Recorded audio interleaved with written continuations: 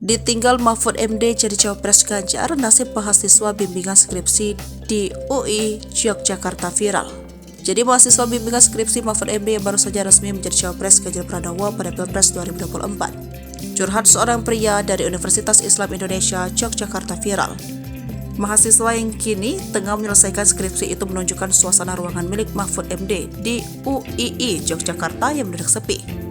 Curhatan mahasiswa tersebut viral TikTok usai diunggah melalui akun pribadinya, Kamis 19 Oktober 2023. Dalam unggahannya, mahasiswa tersebut menunjukkan perjalanannya saat menuju ruangan milik Mahfud MD. Ya, selain menjadi Menteri Koordinator Politik Hukum dan Keamanan pada Kabinet Indonesia Maju, memang hingga saat ini, Mahfud MD diketahui masih aktif mengajar di Universitas Islam Indonesia. Sejak tahun 1984, Prof. Mahfud juga dikenal sebagai staf pengajar dan guru besar Fakultas Hukum Universitas Islam Indonesia. Sampainya di depan ruangan sang dosen, mahasiswa tersebut menunjukkan kondisi ruangan Mahfud MD yang terlihat sepi.